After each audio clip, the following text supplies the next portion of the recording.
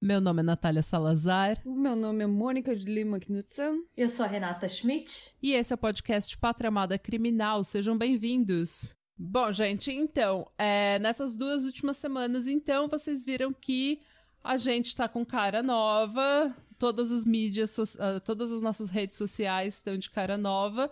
Isso é crédito da dona Schmidt. E agora, eu e a dona Schmidt também estamos trabalhando num canal no YouTube pra vocês. Então, fala aí, Rê, o que você tá fazendo no YouTube? Nesse primeiro momento, a gente tá só subindo os episódios que a gente já tem no Spotify no YouTube, né? Os áudios normal, tal, na íntegra. Mas, mais pra frente, a gente tá com um projeto aí de fazer uma coisa diferente pro YouTube. Isso, a gente tá com uma ideia bem legal de fazer uns vídeos pra vocês, aproveitar que todo mundo ainda tá na pandemia. 2021 começou já com uma nova onda. Sim. Uma nova onda, uma nova quarentena. Mutante. Uma nova mutação da bactéria, do vírus.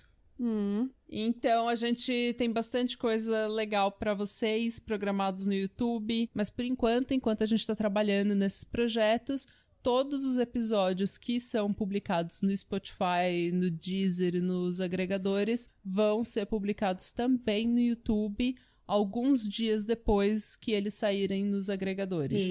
Isso mesmo. Certo? E aí a gente também vai começar a subir, além de subir os da semana, né, alguns dias depois, a gente vai subir alguns retroativos também. Ah, sim, com certeza. Os melhores. Os melhores momentos. Os melhores momentos. Os melhores apps. 2 que tem que subir com certeza é o do Submarino, que todo mundo falou, e o da Mama Leonarda. Mama Leonarda tem que subir, porque Mama Leonarda é tudo. É culinária, é true crime, é sabão, é cosmético. Ai, é self-care, né? Ai, nossa, ela era, como é que se chama? Entrepreneur.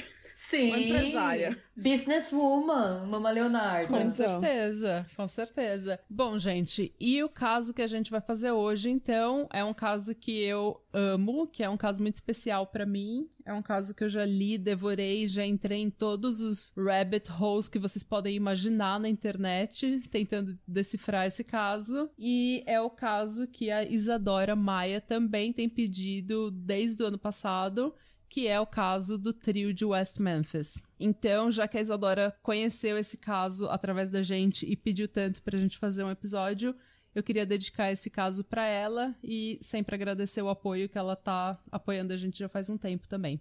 E, bem, vamos começar então. Eu usei como fonte para esse episódio o livro Nó do Diabo, de Mara Leverett, os documentários Paraíso Perdido 1, 2 e 3, de Joe Berlinger e Bruce Sinofsky. Nossa, que nome! Bruce Sinofsky. E também... Você tá fudendo a Mônica do Futuro agora. Desculpa, Mônica do Futuro, por favor, corte isso. E também centenas de vídeos e artigos e livros e tudo que eu li sobre esse caso nos últimos 5 anos. E inclusive os livros do Damien Echols, que é Vida Após a Morte e High Magic, que eu li esse último verão. Super recomendo esses livros. Bom, essa história, ela não é uma história que se baseia em ciência, ou fatos, ou lógica. Essa é uma história sobre pessoas e total emoções dessas pessoas. Esse é um caso totalmente baseado em emoção e reação, muito mais do que qualquer outra coisa. Bom, como a gente falou nos anos... Como a gente falou no nosso episódio de número 5, ou na verdade 666, que é o nome daquele episódio, na década de 80, os Estados Unidos e praticamente o mundo, a gente viveu... Você tá nervosa? Eu não sei. Eu acho que eu tô. Sim, é um caso especial. É um caso muito especial pra ela fica muito nervosa. Pera. É que não Submarino pra mim. Daí eu fico toda assim, eu quero fazer perfeito. Eu vou fazer um monte de merda nesse episódio. Vai ficar bom. Imagina se o Eccles... Ela quer chamar a atenção do Eccles. Eccles me nota. Ela tem um crush. Nossa, lindo. super! Isso nunca escondi de ninguém. Enfim, como a gente falou então no nosso quinto episódio, onde a gente comentou o pânico satânico, a década de 80 foi um período extremamente conservador do ponto de vista político. E foi na década de 80 também que a gente começou a ver o que algumas pessoas chamam de uma histeria em massa nos Estados Unidos, que ficou conhecido como pânico satânico. Então, nos Estados Unidos, nessa época, a gente também já comentou nesse podcast antes que durante toda a década de 80, os Estados Unidos foi governado pelo partido mais conservador, o Partido dos Republicanos. Então, existia aquele ideal da família americana, classe média, pai, mãe, casal de filhos, golden retriever, cerquinha, né? Cerquinha branca e bandeira na porta. E estrela, os que são swingers. Você se lembra que eu falei pra você? Eu descobri uma coisa nova, Renata. O que você descobriu? Você sabe, pessoa que tem... Casa que tem uma estrela, sabe? Sabe, de decoração, uma estrela de metal, assim, de decoração. É pra indicar que eles são swingers. Meu Deus! Não perguntem como ela descobriu isso. O Reddit. Wank, wank. O buraco negro do Reddit. Mas então todo mundo que não se enquadrava nesse padrão acabava ficando um pouco de fora. A menos que você estivesse nas grandes cidades, você era totalmente... Como que é o nome da palavra? Um outsider. Ostracized. Ostracizado. Bom, em 1988... os Estados Unidos viu, então, na televisão, em todos os jornais, o Richard Ramirez, que era o Night Stalker, né, o perseguidor da noite, entrar no julgamento com um pentagrama tatuado na mão, falando que ele tinha matado 14 pessoas porque ele era satanista. E isso, obviamente, não ajudou as pessoas a ficarem mais calmas em relação ao pânico satânico. E no país inteiro, todos os crimes que estavam acontecendo, que as pessoas não conseguiam, assim, entender como que um ser humano podia cometer aqueles crimes, elas começaram a atribuir a rituais satânicos. Tanto que em 1991, o FBI teve que fazer um estudo, porque o FBI era chamado para essas cidades menores para ajudar nas investigações, e daí chegava lá, os policiais estavam... isso daí é ritual satânico, olha isso daqui, entendeu? E daí, tipo, o FBI falava, gente, do que eles estão falando? Que ritual satânico? E daí, mas aconteceu tanto que em 91 o FBI teve que conduzir um estudo, verificando se realmente existiam seitas satânicas nos Estados Unidos que estavam sacrificando e estuprando crianças. Obviamente que eles não acharam nada. Como se chama agora, mas hoje eles se chamam o QAnon nos Estados Unidos, dizendo que tem um monte de político que tá estuprando crianças e são satanistas. A mesma história. A mesma história. É o mesmo perfil de gente. É o mesmo perfil de gente que acredita em todas as conspirações do mundo e vota no Trump. Que devia ser a galera que queimava bruxa na fogueira, né? Lá na época medieval. Que ficava falando que todo mundo era bruxa. Total. Ou aquelas pessoas super conservadoras e super cristãs que queimavam livro do Harry Potter. É verdade. Teve essa tour também, né? Lembra? Teve essa tour também, que o pessoal... É verdade. Então... E, bom, esse tipo de histeria, assim, as pessoas que eram mais cristãs fanáticas, elas entraram nessa de achar que os crimes que estavam sendo cometidos por serial killers, eles estavam sendo cometidos por rituais satânicos, para rituais satânicos, por seitas satânicas. Então, e principalmente em cidades interioranas e mais pobres, o diabo, ele não era uma ideia, ele não era uma figura ilustrativa na Bíblia, ele era uma pessoa real. Ele era uma pessoa que você precisava lutar contra. E isso não é muito diferente do que a gente vê no Brasil. Sinceramente, eu cresci em igreja evangélica, a ideia de que o diabo é real e que você precisa lutar contra ele, é uma ideia muito prevalente na mentalidade evangélica. Pelo menos quando eu era criança. Eu acho que ainda é, e se a gente parar pra pensar no tanto de... até de produto que as igrejas evangélicas vendem hoje, né? É culto do copo d'água em cima da TV. Exatamente. Não precisa nem ser evangélica. A mãe era católica e eu não podia assobiar dentro de casa, porque senão eu tava chamando o diabo. Nossa, gente. O diabo era o cachorro que... Então, e eu tinha, sabe, eu na verdade tenho um talento muito grande, sei assobiar muito bem, mas eu tive, não pude, ela não deixou me assobiar porque eu tava chamando diabo. A Mônica podia ter sido uma assobiadora internacionalmente conhecida. Então. Famosíssima na Orquestra Internacional de Assovios. E a mãe dela podou esse sonho. Disso, ela queria... Então, em vez disso, ela queria que eu fosse a princesa do chachado. O chachado era de Deus, assobio não. Então, é assim, né? Princesinha do chachado. Então, religião matou meus sonhos. Não, e tipo, esse negócio que a Renata falou dos pastores que vendem coisas na televisão, a década de 80, nos Estados Unidos, foi igual, assim, era igual ao que a gente vê no Brasil nas últimas décadas. Os televangelistas, eles passavam a tarde e a noite inteira em alguns canais pregando e falando que a gente precisava ser exorcizado do diabo e vendendo coisas e pedindo doação. Isso tudo que acontece no Brasil que a gente vê, isso tudo aconteceu nos Estados Unidos. E você pode ir no YouTube e pesquisar evangelista americano ou televangelista e, vai vir uma caralhada de coisa. E os programas da tarde, esses programas tipo Oprah, Heraldo, essas coisas assim, eles estavam total viciados nesse pânico satânico. Porque isso dava uma audiência terrível, dava uma audiência incrível pra eles. Então eles entrevistavam satanistas, entendeu? A filha do Anton LaVey foi no programa do Heraldo lá, que chama Geraldo, né? E, é ridículo. Mas, enfim, era o que tinha pra aquele momento, né? E, assim, as bandas de rock daquela época, elas se aproveitaram imensamente desse pânico satânico. Tipo, o Kiss ganhou uma fortuna dizendo que eles eram satanistas. Entendeu? Tipo... Quem? O Kiss, a banda Kiss. O Kiss. Sim. Black Sabbath. E, gente, o Black Sabbath, o Ozzy Osbourne, a imagem deles inteira era de uma pessoa satanista, o príncipe das trevas, entendeu? E todos os adolescentes do mundo, até os dias de hoje, em que querem, tipo, assustar as tia no churrasco, você fala o quê? Você fala que você é satanista, você fala que você gosta de Iron Maiden. Eu lembro que eu era mó mala fazendo isso. Nossa, eu também. Eu era muita criança pedante do metal.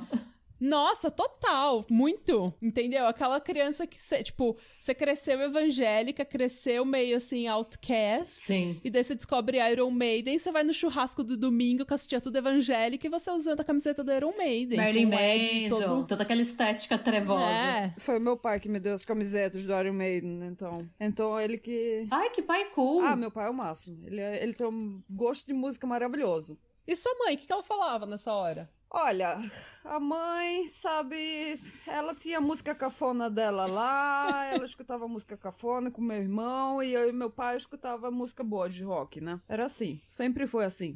Eu lembro da minha mãe falando que Foo Fighters era uma banda... Eu tinha um pôster do Foo Fighters no meu quarto, e era o baterista loirinho dando uma maçã na boca do Dave Grohl. E dela falou que era um pôster que podia... Um pôster do mundo, né? Um pôster, assim, que não era de Deus, porque podia ter uma conotação homossexual, ou podia ter uma isso, uma aquilo, a maçã é o símbolo do pecado, e não sei o que. Eu falei, mano do nossa, céu. Não, eu cresci, meu pai, ele tem uma coleção de LP...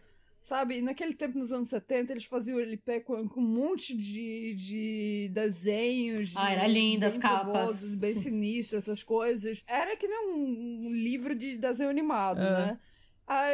Eu cresci, assim, olhando nesses desenhos e tudo mais, né? Minha mãe nunca ligou, não. Ela adorava escutar a Edith Piaf. Aí eu perguntava, por que ela tá cantando, mãe? Eu não faço a menor ideia, mas você pode sentir o sofrimento dessa mulher. Ela tava sofrendo mesmo. Tava sofrendo demais. Ela tava sofrendo. Mas, ó, fica então, assim, a advertência, né? Não a advertência, Avisado. O disclaimer, o aviso? Warning. O aviso. Já fica avisado, ó. O pai da Mônica deixava ela ouvir essas músicas do demônio, hoje em dia ela é satanista. Ela é a única das três que é satanista. Sim. The Gateway Ela é a Drug. satanista do chachado. A satanista do chachado. Exatamente. Ela usa o chachado pra atrair as pessoas pro culto do mal dela. Total. Seita do mal. Seita. Aceita. Então, hoje, o meu sonho é ter um concerto de assobio pra atrair todos os outros satanistas e o diabo, né? Mônica do futuro. Esquece. Corta. Bom, gente, vamos voltar então. Tá bom. Bom, e em West Memphis não era muito diferente. West Memphis era uma cidade que tinha Memphis, no Tennessee, que é uma cidade grande, uma cidade bem popular, com bastante cultura. E daí, atravessando o rio Mississippi, tem essa cidadezinha minúscula, extremamente conservadora, extremamente cristã e pobre, chamada West Memphis. Já naquela época, West Memphis era pobre, o nível de educação era baixo e o nível de crime era bem alto. E é em West Memphis que no dia 5 de maio, mais ou menos umas 8 da noite, John Mark Byers ligou para a polícia para dizer que Christopher, o filho adotivo dele, estava desaparecido desde o final da tarde. Às 8h42 da noite, a mesma policial que atendeu o chamado do Byers foi chamada para um restaurante, uma rede de restaurantes que chama Bojangles, dizendo que lá... Interessante, quero ver o menu. Bojangles! É tipo fast food. Bojangles. É tipo McDonald's, sabe? Essas redes de fast food. Ah, ok. Só que com nome engraçado, sim. Extremamente engraçado. Gato assado. Então, mas é gostoso de falar. Experimenta falar Bojangles. É gostoso, não é? Eu acho gostoso de falar. Interessante. Tente você em casa. Bojangles. Bom, mas então, às 8h42 da noite, essa policial foi chamada até o Bojangles da cidade porque um homem negro, ensanguentado e aparentemente desorientado, tinha entrado no banheiro feminino e tava lá. E quando ele saiu do banheiro e os funcionários entraram no banheiro para ver o que tinha acontecido, as paredes estavam todas ensanguentadas. Só que o cara vazou antes que a policial conseguisse chegar. Então a gente nunca mais teve nenhuma notícia desse cara que ficou conhecido como Mr. Bojangles, porque ninguém sabe quem ele é. Nossa, que apelido bom. Mas ele vazou. E então a policial nunca conseguiu nada mais. Às 9h24 da noite, Dana Moore ligou para a polícia dizendo que o seu filho Michael também estava desaparecido desde o final da tarde. E ele tinha sido visto pela última vez andando de bicicleta com o melhor amigo dele chamado Steve Branch. Mais ou menos na mesma hora, a Pam Hobbs, mãe do Steve Branch, ligou para a polícia dizendo que o filho dela estava desaparecido. Então, na mesma noite, as 3 crianças são vistas no final da tarde e elas desaparecem completamente depois disso. Então a vizinhança ficou alarmada e começou a procurar pelos meninos. Só que eles não encontraram... Qual a idade desses meninos? Todos eles tinham 8 anos de idade. Eles eram bem novos. E a vizinhança começou, então, a procurar por esses meninos, mas não encontrou absolutamente nada. E eles, então, foram para um lugar que chama Robin Hood Hills, que é tipo uma colina, assim, uma montanhazinha com uma florestinha. Não é uma coisa muito grande, mas é tipo uma floresta, tem um riacho lá. É tipo um lugar bem arborizado, sabe, da cidade. Tipo um bosque. É tipo um bosque. Que não é que nem a ponte em Juru. Tá. Todo mundo em Juru sabe o que é que eu tô falando. Tá. Uma pessoa de Juru que tá ouvindo esse podcast sabe.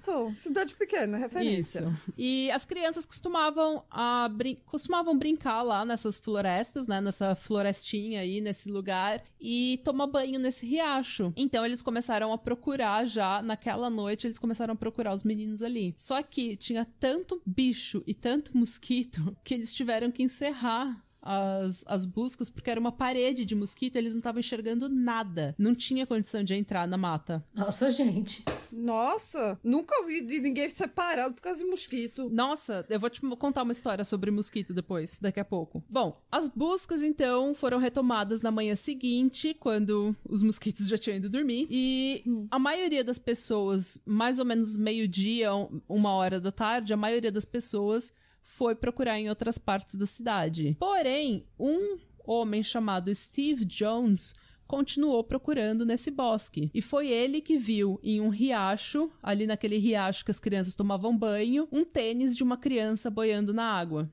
Ele ligou para a polícia e o sargento Mike Allen chegou no local que ele estava e começou a procurar com ele. O Mike, em um determinado momento, ele tá dentro da água, com a água até mais ou menos o joelho, procurando na água mesmo se ele acha alguma coisa mais, e o pé dele fica preso na lama, porque era uma água bem lamacenta, sabe? Era aquela água marrom mesmo. E o pé dele tá preso na lama, em alguma coisa, e ele faz aquele movimento pra tirar o pé da lama, e quando ele tira o pé da lama, o corpo nu de uma criança de 8 anos submerge. Emerge. Submerge? Emerge. Emerge. O corpo era do menino Michael Moore. E eles continuaram procurando, porque se o Michael tava morto, os outros provavelmente também estavam. Mas peraí. Eles continuam procurando. Você disse que tinha um corpo boiando. Quando o cara tirou, o corpo não tava boiando, mas o pé dele ficou na lama. Mas por que ele foi na água? O pé dele tinha enganchado... No começo você falou que tinha um corpo boiando. Porque ele tava procurando os meninos. Ah, o corpo, então, ele não tava boiando na água. O corpo tava meio que enterrado na lama. É isso, né? É porque eu pensei que ele tinha entrado na água porque tinha visto um corpo boiando na água. Não, ele viu o Steve Jones viu o corpo, viu o sapato de uma criança boiando. Então eles entraram, o sargento Mike Allen entrou na água, e ele tava com a água até o joelho, até a coxa mais ou menos, e foi tentar achar mais alguma roupa, alguma coisa das crianças. E foi quando o pé dele fica atolado na lama, em alguma coisa, e quando ele puxa, vem um corpo, emerge da água, e é o corpo do menino Michael Moore. Nossa. Eles continuaram procurando, e agora você tem eles tinham um outro policial chamado Brian Reed, literalmente de 4 na lama, desesperado, procurando alguma coisa, qualquer coisa. E o Reed, ele viu um pedaço de pau fincado na lama, tipo um galho grosso, assim, fincado na lama. E ele ficou tentando tirar aquele pedaço de pau fincado na lama, porque não era natural aquele pedaço de pau tá fincado na lama. E quando ele puxou o pedaço de pau e, assim, soltou ele da lama, veio roupas e uma camiseta branca, assim. Veio camiseta branca de criança. Veio junto com um pedaço de pau. Ou seja, o pedaço de pau, ele foi usado pra cavar, pra enterrar a roupa das crianças dentro da lama, pra que elas não ficassem boiando na água. E eles foram achando mais roupas aqui e ali. E acho que nem meia hora depois, eles acharam os corpos do Steve Branch e do Christopher Byers, respectivamente. E agora eu preciso dar uma respirada e eu preciso que você de casa também respire um pouco, porque essa parte vai ficar um pouco gráfica. E quando eu falo um pouco gráfica, é muito gráfica. Michael Moore, Steve Branch e Christopher Byers estavam nus, contorcidos para trás, com os pulsos amarrados no tornozelo com cadarços dos seus sapatos. Os testículos do Christopher Byers tinham sido arrancados e o que tinha sobrado do pênis dele era só um pedaço de carne sem pele pendurado. Ai, nossa. E no documentário você vê, tipo, nitidamente no Paradise Lost, no primeiro, o desespero de ver, assim, a mãe do Christopher Byers, a Melissa, ela fala assim, eles mutilaram meu filho, eles tiraram a masculinidade dele antes dele sequer saber o que era isso, sabe? Eu odeio esses meninos, eu odeio quem fez isso com meu filho. E uma coisa que é importante falar, que nos documentários Paradise Lost, nos 3, eles mostram a cena do crime. Então, se você for ver esses documentários, tenta não ver com uma criança na sala, porque o corpo dos meninos é mostrado e algumas fotos bem gráficas são mostradas. E é aí que a história do trio de West Memphis começa. E esse caso terminaria com 3 adolescentes inocentes condenados. Jason Baldwin, de 16 anos, e Jesse Misskelley, de 17, foram condenados à prisão perpétua, e Damien Echols, de 18 anos, foi condenado à morte. Mas, como sempre, eu vou começar essa história do começo. E, como eu falei, eu preciso apresentar a história dessas pessoas para vocês terem algum contexto, porque esse não é um caso baseado em fato e não é um caso baseado em lógica. O caso inteiro, o julgamento inteiro, tudo nesse caso é baseado puramente em emoção. Como o caso do ritual satânico no Rio Grande do Sul? Exatamente. Mais ou menos isso. E assim como no ritual satânico, que teve lá o caso do Rio Grande do Sul, que foi, entre aspas, ritual satânico, e assim como o cara que acusou uma seita de ter emasculado os meninos naquele episódio dos meninos emasculados, assim como eles fizeram a carreira em cima desses casos, os promotores e policiais e juízes nesse caso também fizeram carreira caçando as bruxas. Entendo. Então, esse caso foi inteiro um caso emocional. Então, a gente não pode começar já falando do julgamento, começar falando da lógica por trás das coisas, porque não tinha lógica quando tudo estava acontecendo. Então, falando um pouco do Damien Echols. O Damien Echols é provavelmente o mais importante, porque ele foi o que recebeu a sentença à morte. Ele foi o que mais se fudeu mesmo. Ele foi o que mais passou perrengue na cadeia, porque ele estava no corredor da morte. E ele foi a pessoa que foi mais perseguida. Ele era a bruxa mora, assim. Ele era o demônio nessa cidade, entre aspas. Ele nasceu em 1974, filho de Pamela e Joe Hutchinson. Mais tarde, quando os pais dele se separaram, ele mudou o nome dele. Ele foi adotado pelo padrasto dele, Jack Echols, e por isso ele mudou o nome dele para Echols, e nessa mudança ele mudou para Damien, porque nessa fase ele estava interessado e estudando bastante catolicismo, e ele conheceu o São Damião, então o nome dele é Damien Echols por causa disso. Isso ele já tinha uns 16 anos quando ele mudou de nome. Eu penso assim, Damien era o nome daquele, como é que se chama aquele filme que é o Omen? É, sim. Então, tem muita gente que fala, nesse caso, que ele mudou o nome dele pra Damien por causa desse filme. Só que na verdade, eu falei que ele mudou aos 15, 16 anos, mas eu acho que ele já tinha mudado quando ele tinha uns 13 anos, uma coisa assim. Porque ele foi adotado pelo padrasto dele mais ou menos nessa época. Ok. Se eu não tô enganada. Então, mas ele de qualquer forma, ele estudou mesmo, ele fez catequese, ele estudou catolicismo, ele realmente se interessou pelo catolicismo. E até hoje, nos livros dele, ele fala bastante do catolicismo. E então ele se interessou pelo Padre Damião, né, que virou Santo Damião, e ele mudou o nome dele. Ele também, e gente, o Jack Echols, que era o padrasto dele, ele era um desses evangélicos super conservadores, super fanáticos, que queria todo mundo, assim, submisso a ele, todo mundo respeitando a figura paterna dele e tudo mais. Tanto que ele adotou o Damien e a irmã dele, a Michelle, simplesmente pra, colocar como dependente dele, e receber mais dinheiro do governo, e 2, porque ele queria realmente ser o chefe da casa, entendeu? Ele queria porque queria ser o chefe da casa. E o Joe Hutchinson, que era o pai verdadeiro do Damien, ele já tinha se mudado de West Memphis, ele nunca foi um pai envolvido, ele era um pai bem ausente. E também naquele tempo era tipo assim, sabe, quando os pais se separavam, o pai se mudava para outro lugar no país, e a mãe se casava de novo, e era pai novo, e não tinha nem contato, não era tipo assim que ia todo final de semana visitar o pai, passar o final de semana com o pai, era assim. Aí depois que eles se separaram, você não via mais o pai. Era uma família diferente, família nova agora. Era bem por aí mesmo. E o que aconteceu? Ele também cresceu antes até do Jack Echols chegar na vida dele. O Damien, ele cresceu com a avó dele e o vodrasto dele, né? Que era o namorado da avó dele. O avô dele era bem abusivo. Vodrasto. O vodrasto. E o avô dele era bem abusivo, gente. Ele conta no livro dele, Vida Após a Morte, que duas experiências que eu achei, assim, tão terríveis, só que naquela época era visto, tipo, como, vou ensinar o moleque a ser homem, sabe? Vou, tipo, tough love, assim, você bronco com o moleque, que esse moleque tem que virar macho, entendeu? Tem que aprender que a vida não é fácil.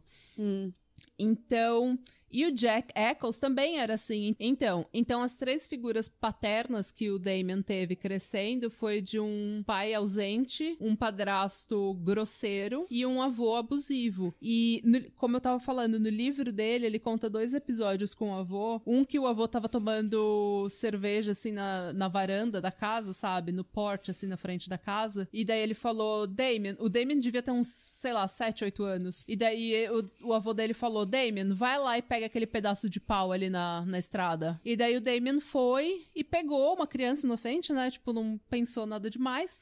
Foi lá, pegou, e quando ele tava trazendo esse pedaço de pau pro avô dele, que o avô dele tinha pedido, ele começou a sentir uma dor insuportável no corpo, porque o corpo dele tava coberto de formiga.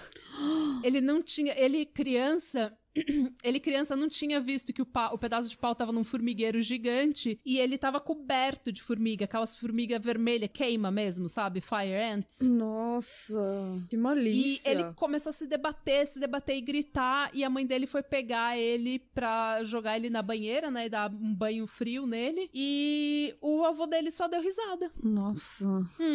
Mas é isso que eu tô falando, não é abuso, tipo, vou te bater, mas é aquele abuso, vou fazer esse moleque virar homem. Então era aquela coisa grosseira, sabe? Mais psicológica do que tortura psicológica. É, exatamente. Ah, que filho da puta! Muito. E tem um outro episódio que ele narra também, que o avô dele, ele juntava, assim, coletava coisa velha pra vender. E daí um dia ele chegou em casa com um par de pé de pato. Só que não era um pé de pato profissional que era flexível e bom. Era um pé de pato daquele, assim, tipo, podre, duro, sabe? Que parecia um tijolo. E eles, nessa época, eles moravam num condomíniozinho, tipo sei lá, um motelzinho bosta, que tinha uma piscina largada que ninguém limpava, que ninguém nunca tinha limpado. Era uma piscina com aquela água verde parada. E o avô dele pegou e falou, por que você não vai testar esses pés de pato na piscina? E o Damien, criança também, isso é tipo 9, 10 anos no máximo, o Damien vai testar o pé de pato e ele se joga na piscina. E quando ele tá na piscina, ele vê que o pé de pato é tão duro e tão pesado que ele não consegue boiar, ele não consegue nadar. Então ele vai indo pro fundo da piscina. E daí ele começa a se afogar e beber aquela água nojenta, até que ele se debate o suficiente pra chegar na escada. Isso tudo, a irmã mais nova dele e o avô dele estão do lado da piscina, vendo ele se debater, engolir aquela água, se afogar naquela água e não fazem nada. E daí quando ele saiu da piscina, ele vai falar com a mãe dele fala, não coloca esse pé de pato de novo. Nossa. E fim? Só isso. Tipo, o avô do menino quase deixou o menino morrer. E ela, não coloca esse pé de pato de novo. E o avô dele ainda reclamou que ele tava molhando o tapete da casa. Que filho da puta. Essa mãe parece ser bem ausente também, né? Não sei se é... Ela é uma mãe bem ausente. Tanto que, tipo, depois tem umas histórias aí com ela. E o Damien, eu acho que ele não tem muita raiva dela ou coisa assim, mas eu acho que ele não teve mais contato com a mãe dele depois que ele foi pra cadeia. Ou teve bem pouco contato com ela. É que ele é uma pessoa espiritualmente elevada. Porque... Nossa, total. E isso é muito importante. O Damien sempre foi uma pessoa espiritualmente mais elevada. Não tem como negar. Ele era uma pessoa que ele nasceu numa cidade extremamente conservadora, extremamente cabeça fechada, extremamente preconceituosa, e ele se interessou por catolicismo, e ele se interessou por religiões pagãs, ele se interessou por Wicca, ele se interessava por poesia, ele se interessava por romances, entendeu? Ele lia tudo que colocassem na frente dele. Absolutamente tudo. Ele passava as tardes na biblioteca. E o motivo pelo qual ele lia tanto, que ele era tão desesperado pra ler, é que ele queria literalmente fugir da realidade dele. Não só da realidade... Isso que eu tava pensando. Não, a pessoa quer se desconectar da realidade, foge, vai, sabe, cria um mundo dentro da sua cabeça onde você pode... E fugir. Tem uma cena no Fight Club que ele ele vai pro lugar seguro dele, que é uma caverna de gelo. É tipo, muita gente... Eu também fiz isso. Eu construí meu lugar seguro, que era minha caverna, onde eu podia me restruir dentro de mim mesma e fugir da realidade. Porque a realidade é muito, muito foda. De vez em quando a realidade é foda demais. sim. A pessoa não quer estar aqui. Não, e isso é muito importante nessa história, porque não só o Damien, ele queria fazer esse mundo diferente, ele queria fugir não só da realidade dele dentro de casa, mas ele também tinha outras realidades que ele precisava esquecer. Uma delas era que o Damien e a família dele, gente, eles eram pobres de um jeito que você não imagina que exista nos Estados Unidos. Tipo, eles eram pobres, tanto que no livro dele, ele fala que às vezes ele tava comentando com os outros presos, assim, na cadeia, né, as condições que ele vivia, e os presos que tinham nascido praticamente na favela achavam, meu, onde que você morava, mano? No Iraque, tipo, onde é que você morava?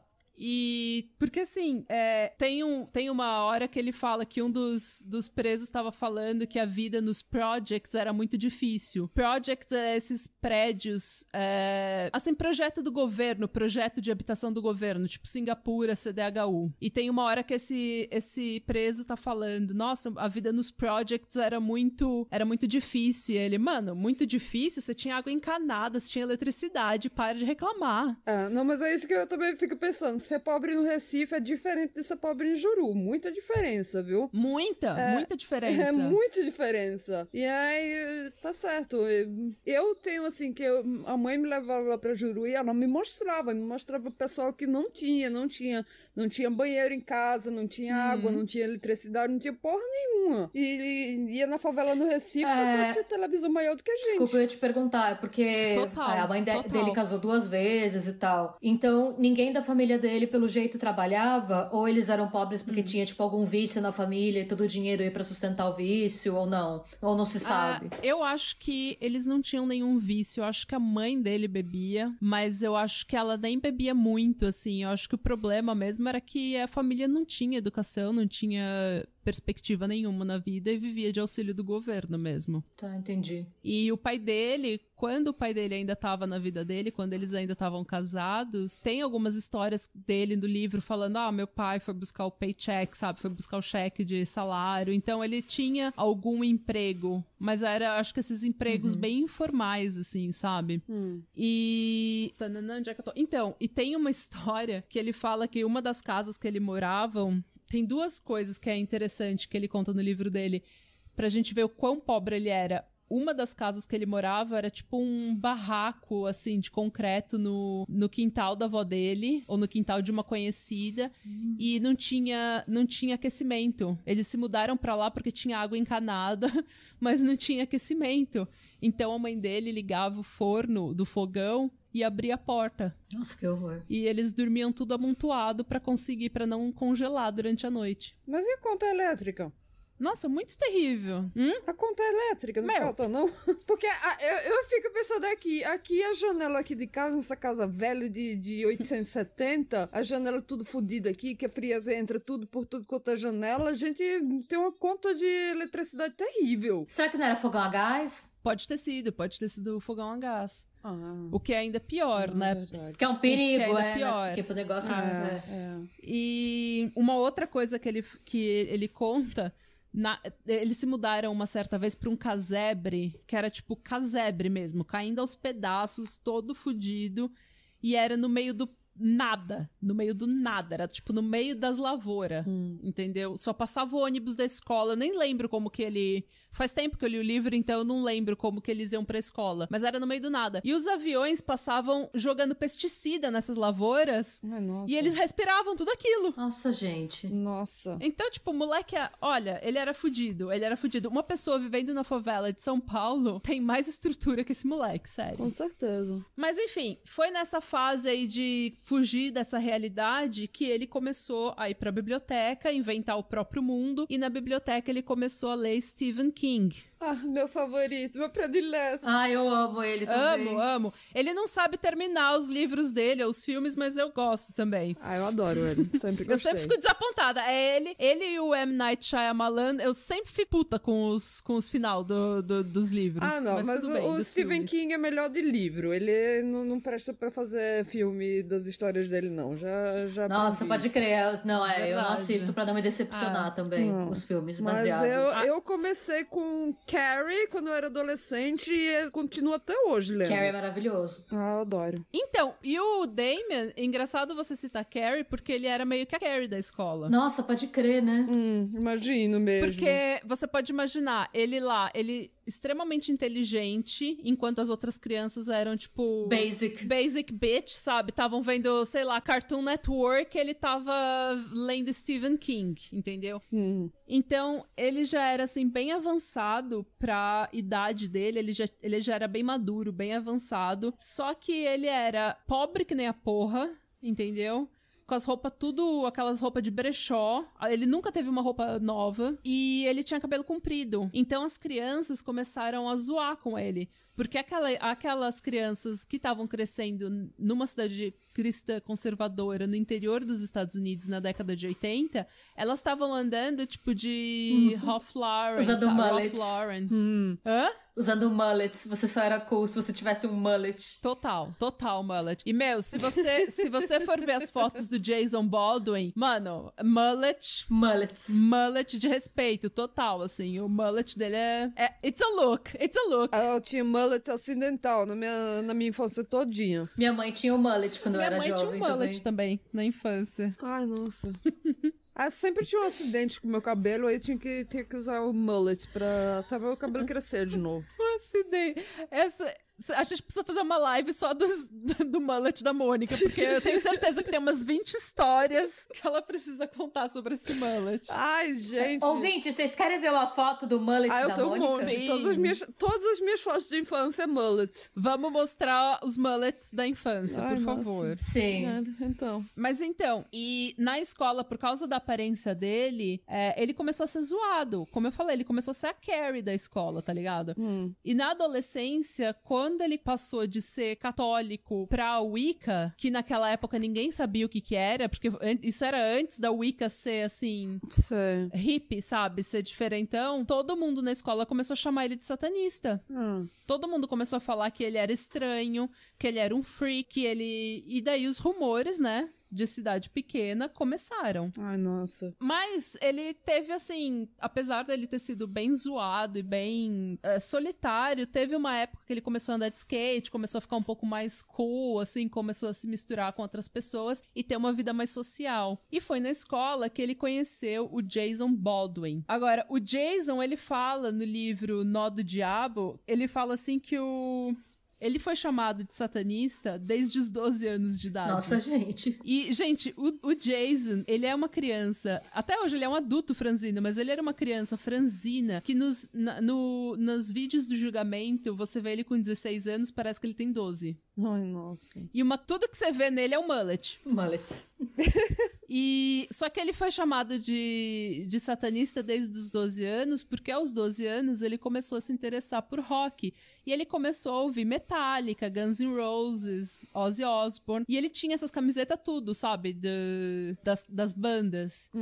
E isso naquela época era tipo... Nossa, ele era o assustadorzinho da família, entendeu? Ele apavorava as tias da família, dizendo que ele era satanista.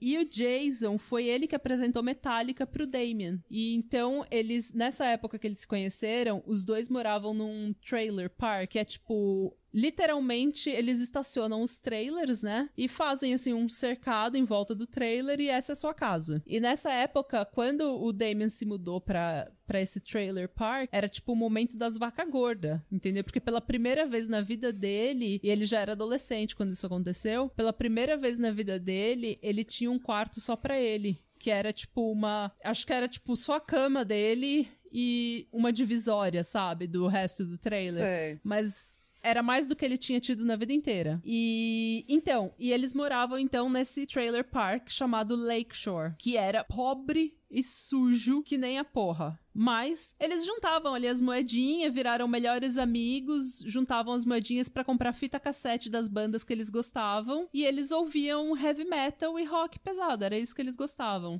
Então, o Jason, que já era visto como satanista, e o Damien, que já era visto como a Carrie da escola, né, o Freak, eles se juntaram, andavam todas sempre junto, então todos os rumores que era sobre um passava pro outro. Não tinha distinção. Eles eram vistos como uma unidade. O clube do ursinho satanista. É. Os Trailer Park Boys satanistas. Mais ou menos isso, assim. Eles eram, tipo, se um tá envolvido... se um tá envolvido, o outro também tá. Era isso, esse era consenso, assim, na cidade. E o Jason, ele tinha pais divorciados, mas o pai dele abandonou a família depois do divórcio, mas a mãe dele, aparentemente, era super, assim, era uma ótima mãe. Ela sempre foi super envolvida na vida dele e ela trabalhou bastante pra dar de tudo, assim, pra ele, o melhor que ela podia. E mesmo ela sofrendo com uma depressão fodida, inclusive, ela sempre trabalhou e sempre tentou ajudar ele da melhor forma possível. E o Damien e o Jason, como toda criança pobre, sem muita supervisão e sem muita instrução, eles tiveram os problemas com as leis. Com as leis. Da cidade. Com as autoridades. Com as autoridades, com a lei. Eles tiveram um problema com as autoridades. E o que aconteceu? Perto desse trailer park do Lakeshore, tinha um prédio abandonado. E os adolescentes ali do Lakeshore estavam sempre ali nesse prédio fazendo porra nenhuma, entendeu? Estavam lá, tipo, hanging out, como todo adolescente que tá entediado faz. Acha um lugar e vai todo mundo pra lá. Quem é que não...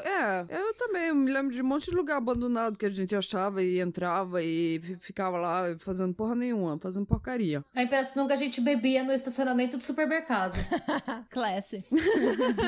Do Covabra, era o que tinha pra fazer. Entendeu? Então. Era mais ou menos isso, eles iam pra lá, se catavam, faziam porra nenhuma, chutavam uma lata de refrigerante até em casa. Coisa de adolescente. Isso é antes da gente ter internet, gente. Isso é muito importante falar. Eu me lembro. Então, um belo dia... Nossos ouvintes não se lembram, porque eles são tão novos, né? Mas eu me lembro. Tem um povo da nossa cidade. Não tinha nem celular. Nossa, eu lembro quando eu tinha 15 anos, porque, né, eu era das trevas, eu ia super ser acusada de um crime que não cometi. A gente tomava vinho no supermercado, ali no estacionamento, escutando Slipknot no Discman. Nossa, no Discman. No Discman. Aquele CD, aquele CDzão, sabe, no Discman. Aí você tinha que trocar, a gente gastava uma fortuna em pilha, né, porque você ficava o quê? Dava um rolê a pilha do Discman. Aí já começava a falhar, o CD começa a dar aqueles pulos, a pular. Eu lembro que na minha... sei lá quantos anos eu tinha, uns 16, 17 anos já. Assim, a ostentação que você podia ter na escola era ter um Discman Sporty que não pulava o CD, que ele dava estabilidade pro CD. Ah, sim. Eu tinha esse. Claro que você... A rica! Olha, a rica, que pleiba! A rica, a criança rica. Ele era até, sabe, branco. A mina que morava em Boa Viagem, claro que ela tinha um que não pulava o CD. Não, o meu pulava super. O meu... pra vocês terem uma ideia, eu nem tinha um Discman, gente. Você tinha Walkman? Eu tinha um Walkman amarelo que meu avô tinha me dado quando eu tinha 10 anos. O Walkman era bom também, mas o Discman... A diferença era que o Discman você podia pular as faixas, isso era chique. Você não precisava ouvir na ordem, ou ficar tentando adiantar, né? Pra parar naquele trecho, aquela música. Eu peguei a transição, eu tive os dois. Tanto que eu lembro que eu tive o Smells Like Teen Spirit do Nirvana em fita, e quando eu queria ouvir Come As You Are, eu tinha que ficar achando o ponto certo da fita, eu tentava contar no relógio os segundos pra ver quando que eu ia chegar, era um sacrifício. A gente tinha que ter muito amor à música naquela época pra conseguir escutar as coisas. Não. A gente fazia por amor. Eu fazia fita, eu ficava escutando no rádio, aí ficava, sabe, com o dedo no botão pra gravar, aí sempre se ficava esperando. Será que agora vem uma música que vai dar pra gravar? Será que não dá? Quer dizer que todas as músicas, né, nessa fita que eu fazia, tinha cortado o começo da música, porque eu tinha que escutar um pouquinho pra saber o que se era pra gravar ou não. Porque também... Quer dizer que já começava um pouquinho já no começo. Porque também nas rádios, sempre quando você tava gravando assim, daí vinha o Jovem Pan 102,7. Daí estragava a sua gravação. Sim, as vinhetas. Cala a boca, filho da puta, eu tô gravando. Maldita vinheta da rádio, gente. É perrengue, gente, é perrengue. E não é nem chique. Não. É só perrengue. Mas então, vamos voltar. Bom, então... O Jason, um belo dia, ele tava lá nesse clubhouse deles, né? Nesse prédio abandonado. Ele e mais 2 moleque e passa a polícia. E a polícia prende ele como invasão de privacidade privada, não? Propriedade privada, né? Privacidade privada. Desculpa, Mônica do Futuro corta. Talvez, não prometo nada. Eu tô bêbada, gente, desculpa. Eles prenderam os meninos alegando invasão de propriedade privada. E na época, o juiz do juizado de menores, John Fogelman, tá errado. John Fogelman, queria mandar os meninos... Não vou nem tentar. Ele queria mandar os meninos, tipo, pra uma training school, tipo uma semi-prisão pra adolescentes, tipo uma fundação casa. Uhum. Só que a mãe do Jason falou, não, isso daí não é um absurdo, o moleque tava lá só, tipo, não tava fazendo nada de errado, ele não roubou nada, então, não quero. E daí, por causa disso, ela teve que pagar uma multa de $450. Ouch. Nossa! Mano, que pra eles, naquela época... É muito dinheiro pra quem não tem. Mano, isso daí era o quê? Devia ser o mercado de 2 meses. Mas então, e daí... Foi aí que a coisa começou a pegar. Por quê? O Jason ficou de liberdade condicional por 2 anos, por causa desse incidente aí. E toda semana ele tinha que se reportar, ele tinha que se apresentar pra não é policial, é tipo um officer, sabe? Um parole officer, que é tipo um monitor da condicional. Era tipo um cara que tava vendo lá, um conselheiro, tava vendo que ele tava seguindo as regras da liberdade condicional dele. Tipo um agente condicional de adolescente. Isso, exatamente. Um agente da lei, mas ele não era policial. Esse monitor, esse agente da condicional, chamava Steve Jones. E ele, numa dessas visitas que o Jason ia lá se apresentar e falar com ele, o Steve Jones falou, tô sabendo que você e aquele tal de Damien tem uma seita satânica. E o Jason, do que você tá falando? E foi uma boa ideia, mas do que você tá falando? Obrigada pela ideia, mas E esse rumor começou a se espalhar mais ainda pela escola, porque agora o Jason não era só o satanista, ele era um criminoso na escola. O Steve Jones, esse agente da condicional, ele trabalhava com um outro agente de condicional chamado Jerry Driver. E o Jerry Driver é o pior tio de cidade pequena que existe. Ele era um evangélico bem fervoroso, que acreditava cegamente que seitas satânicas estavam espalhadas por todos os Estados Unidos, e como ele tinha visto algumas pichações de pentagramas em West Memphis, ele estava convencido de que essas seitas estavam atuando na cidade. Nossa, se fosse hoje, seria tipo um desses tio da Terra plana, né? Exatamente. Aquele tio do Facebook. Você sabe quem você é. Desse jeito a gente nunca vai ressuscitar essa página do Facebook. A gente só mete o pau no Facebook, mas enfim. Gente, e o Jerry Driver, então ele é assim, na cidade ele era, no departamento de polícia, ele era conhecido meio que o expert em coisas ocultas, porque ele era todo ligado, então, que ele ia caçar Satanás. Ele tava ligadão, assim, tipo, só esperando o Satã aparecer na casa dele. Ele fez o curso de exorcismo, tava, sabe, no número direto. Mano, pra liga pra ele. Aí ele vem. Ele tava pronto. Quando você tiver demônio, quem é que você vai ligar? Liga pro Jerry. Ele tava pronto pra matar o diabo ali com as próprias mãos. Ele tava louco pra que acontecesse alguma coisa na vida dele. Nossa. Ele conheceu o tal do Damien Echols porque o Damien começou a namorar uma mina chamada Diana. E como todo adolescente, ele e a Diana achavam que eles eram o amor da vida do outro. E era aquele romance dramático. Eu morreria por você, você é minha alma gêmea. Sabe? Aquela coisa de adolescente. E quando... Eu não sei porque eu nunca tive isso, mas tudo bem. Não, eu também não, mas enfim. Porque eu nunca namorei, eu era jeca. Eu já vi na novela da televisão. É amor de jovem, sim, não. Nossa, eu era assim com a minha primeira namoradinha. Nossa, parecia que eu ia morrer. Isso é normal na adolescência. Você tem que casar, você tem que casar com a pessoa, porque é o amor da sua vida. É tudo vida ou morte. E não era diferente com o Damien, né? Principalmente que ele era essa pessoa intensa, sabe? Que lia Edgar Allan Poe e estudava poesia, escrevia poesia, que devia ser uma bosta as poesias que ele escrevia naquela época. Como toda poesia de adolescente, incluindo as poesias dessa mulher que vos fala, era uma bosta. Mas enfim, e quando a Diana terminou com o Damien, ele ficou um tanto quanto tóxico. Ele começou a pedir várias vezes, tipo, perseguir a Diana, pelo amor de Deus, volta pra mim, e até que um dia ele descobriu que ela tinha ficado, enquanto eles estavam juntos, ela tinha ficado com um amigo dela. E o Damien foi lá e sentou o cacete no amigo dela e tomou um cacete também. Foi a primeira e única vez que ele fez qualquer coisa violenta na vida dele, aparentemente. Foi a primeira coisa que tem, assim, que a gente tem prova de que ele fez e que ele admitiu que ele fez uma merda, que ele foi lá socar o moleque. Só que isso, por causa disso, ele foi suspenso da escola 2 semanas. Suspendido. Suspenso. Suspendido. Não, meu, você quer me... Ele foi suspenso da escola. Aí vem a Mônica no fundo de novo. Suspendido. Suspendido, Mônica. Um suspiro do mal. Suspendido. Suspendido. Eu vou estar lá dormindo hoje à noite, ela chega da minha orelha. Suspendido. A voz do além. Mas então, e daí, o que aconteceu?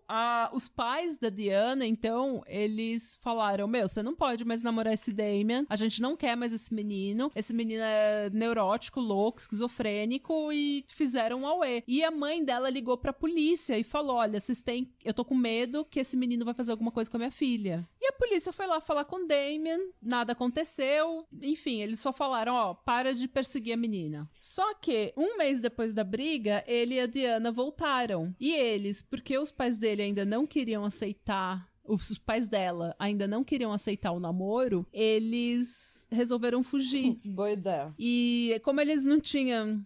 uma ótima ideia. 2 adolescentes fugindo. Vou fugir pra onde? E como eles não tinham... Pra prédio abandonado. Não tinha dinheiro. Pois é. Porque nem carro ele tinha, ele não sabia dirigir, não tinha dinheiro, não tinha porra nenhuma. De bicicleta. Não tinha porra nenhuma. Ele de skateboard e ela na bicicleta. Mas enfim, a mãe dela ligou então pra polícia e falou, olha, eles vão fugir, esse menino tá com a minha filha, eu não sei onde é que ela tá. Até que a polícia encontrou os dois num trailer abandonado, transando. Ok.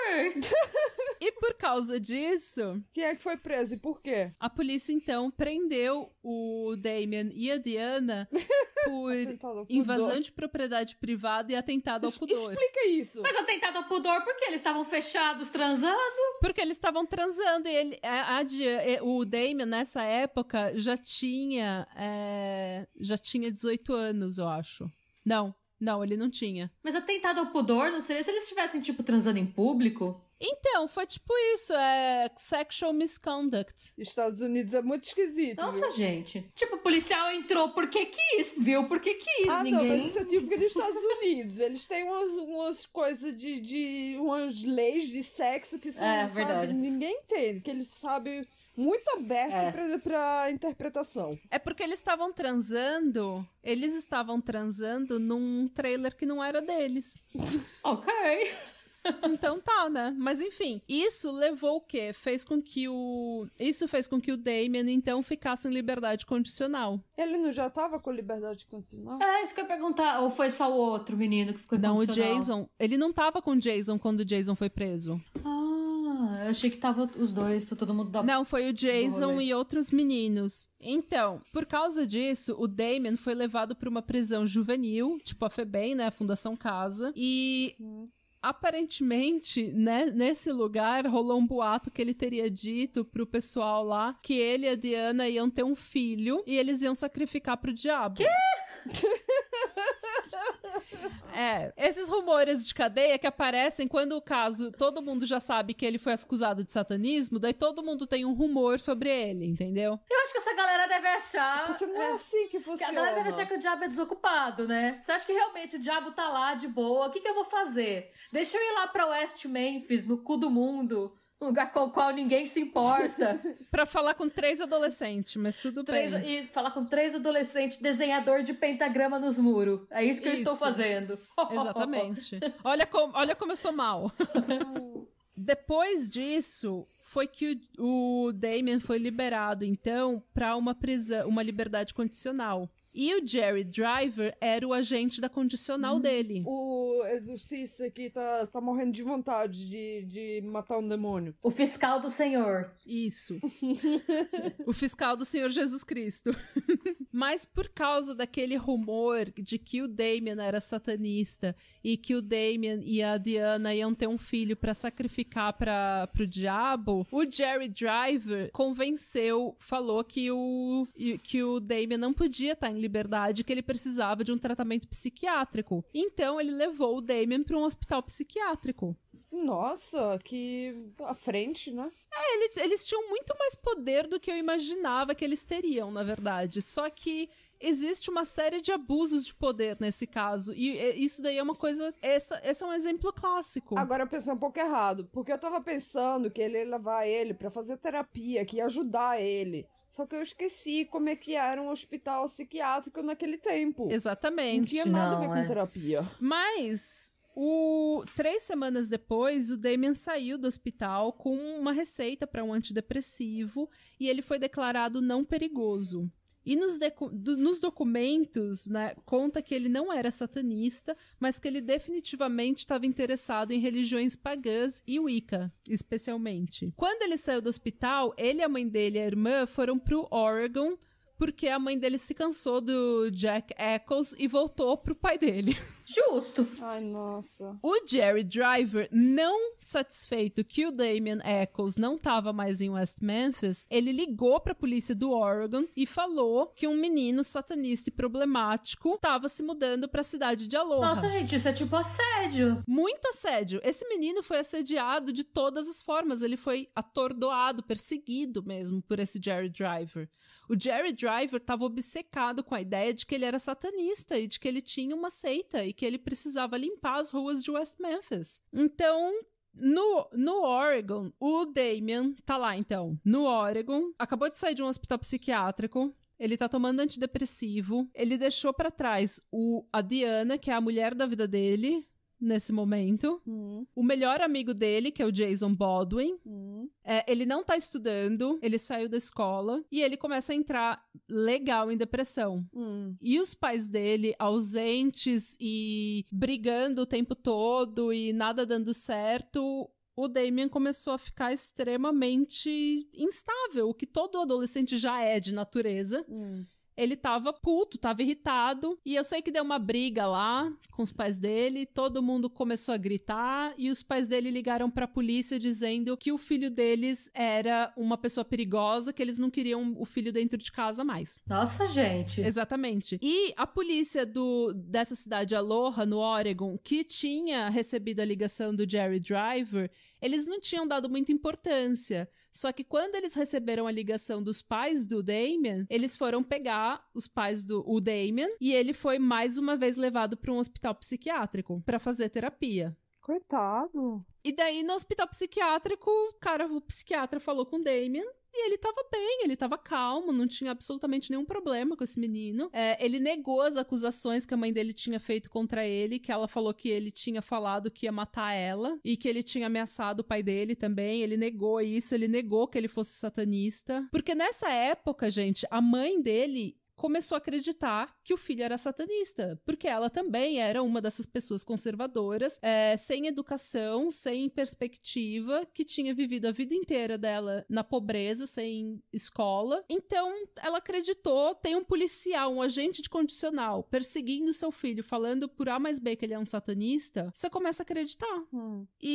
Mas, enfim, no hospital psiquiátrico, ele falou que ele queria voltar pro Arkansas, e que ele não queria mais ficar no Oregon. E daí o psiquiatra falou, eu acho bom, eu acho que isso vai ser positivo pra você, porque você tá com quase 18 anos, então vai. E quando o Damien voltou pra West Memphis, Arkansas, quem que tava esperando ele no ônibus, na estação de ônibus? Jerry! Jerry Driver. o fiscal do senhor, porque o hospital, porque a polícia do Oregon falou, olha, esse fulano aí que você tá todo preocupado, ele tá voltando pra Arkansas. Vou juntar meus espetos, minhas balas de prata, minha água benzida, tô preparado. E o Jerry Driver, pra vocês verem como ele tava perseguindo o Damon, ele foi no juiz do juizado de menores, que era o tal do John Fogelman, e falou que o Damon tinha violado a condicional dele quando ele ameaçou a mãe dele de morte, mesmo que ele nunca tenha ameaçado a mãe dele de morte. Foi isso que a mãe dele falou. Então tá lá no registro da polícia, ó, fulano ameaçou a fulana de morte. E daí o Jerry Driver falou, isso é uma violação da condicional, foi lá pro juizado de menores e falou, esse moleque tem que voltar pra cadeia. E o Damon, então, da estação de ônibus, ele é mandado pra cadeia já. Gente, ele só foi uma treta de família, sabe? Pelo amor de Deus. Exatamente. E um menino de 18 anos que nunca teve nada, assim, nenhum histórico de violência, apesar só aquela briga por causa de mulher na escola, sabe? Tipo, quem nunca? Mas então, Eu não, eu nunca. E foi nessa prisão que o Damon resolveu surtar. Porque gente, o Jerry Driver já tava assediando, já tava assim, atordoando e perseguindo esse moleque já fazia quase um ano. E esse moleque já tava de saco cheio desse homem. E toda a cidade falando que ele é satanista. E todo mundo vendo torto pra ele. E ele passando 2 vezes por um hospital psiquiátrico. Quando ele voltou pra essa prisão juvenil, essa FEBEM, ele surtou. Só que, eu não lembro se ele fala isso no livro ou se isso é uma teoria minha. Eu acho que ele não surtou. Eu acho que ele fingiu um surto pra sair da cadeia e voltar pra um hospital psiquiátrico, porque o hospital era melhor do que a cadeia. Mas é que assim, também é compreensível ele surtar. Eu não sei. Porque assim, achei até que ele demorou pra surtar, né? Exatamente. Eu acho que ele tem uma calma, assim, ele tava pleno até essa época. Sim, porque tá todo mundo falando que você é uma pessoa horrível, satanista, um filhinho do capiroto. Chega uma hora que você vai falar, já que é isso que o mundo espera de mim, né? Tá aqui, então. E o Damon começou na escola, na vida, assim, ele começou a usar essa persona, essa imagem de satanista pra assustar as pessoas, porque como ele foi zoado a infância e a adolescência inteira e tratado que nem um bosta na família, e se sentiu um bosta por ele ser pobre que nem a porra, ele começou a usar essa imagem pra se defender. Essa imagem do menino, olha, não mexe com aquele menino que ele é de Satã. Ele é satanista, ele é, entendeu? Ele vai fazer uma macumba pra você. É que nem, sabe, tipo, não, o que o Marilyn Manson, não, o Manson, do Manson Family, o Charles mesmo? Charles Manson? Charles Manson?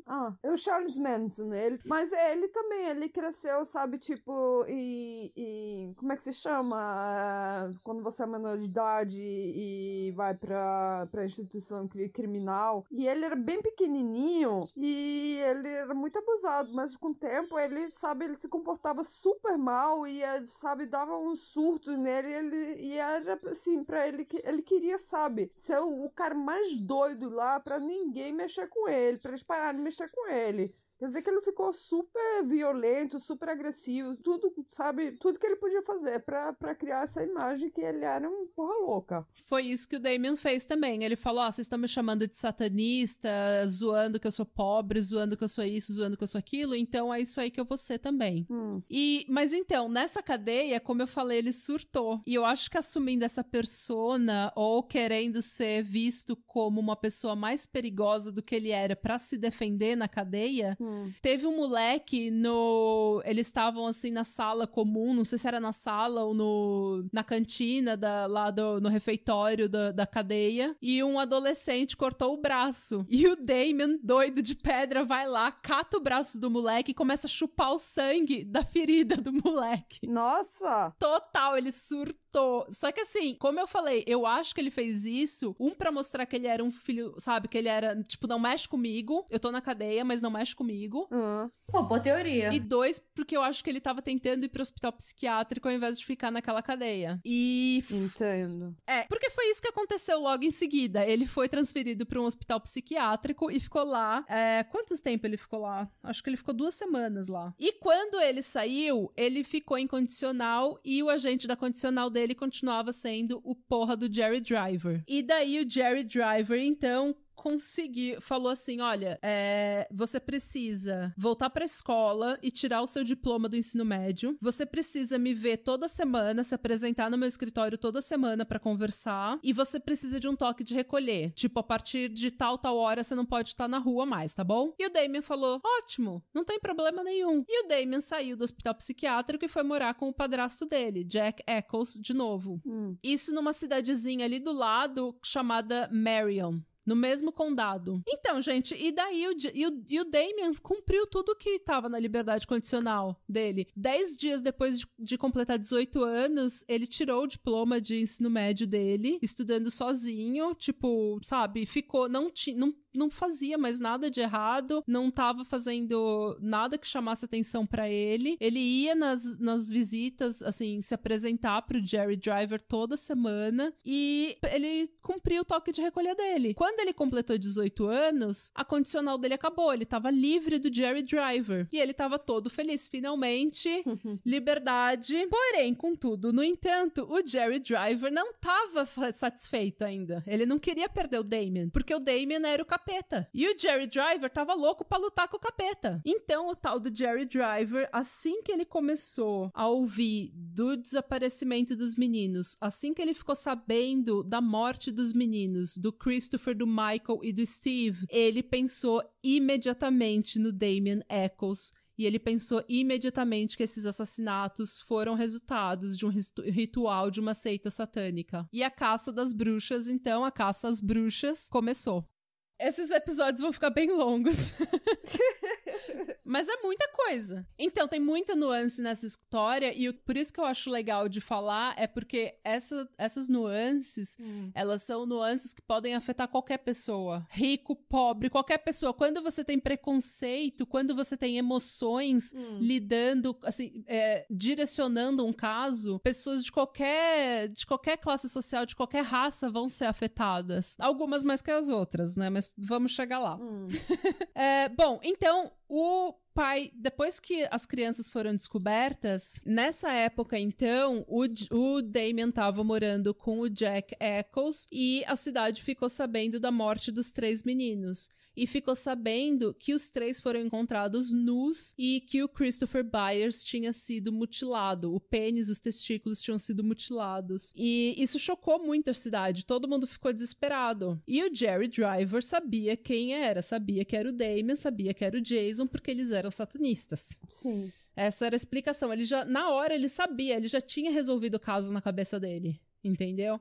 E ele, não sendo policial, ele não tinha autoridade, mas ele ia contaminar o caso inteiro até que todo mundo soubesse que esse era o approach que eles tinham que seguir, que essa era a única explicação para os assassinatos. Todo mundo esqueceu aquele Mr.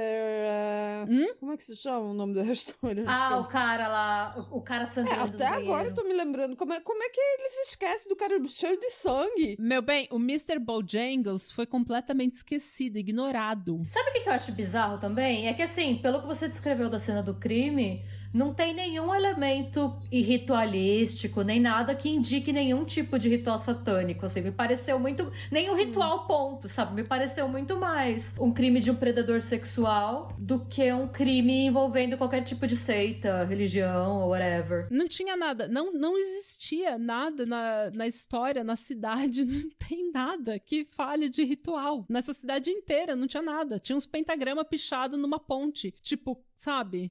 Mas enfim. Com certeza com os desenhos de uns pênis e um telefone, número de telefone de alguém. Tipo aquelas pichação de banheiro. Número, se você quiser se divertir. Call for a good time. Aquelas pichação de banheiro, que é aquele... Como que é o nome?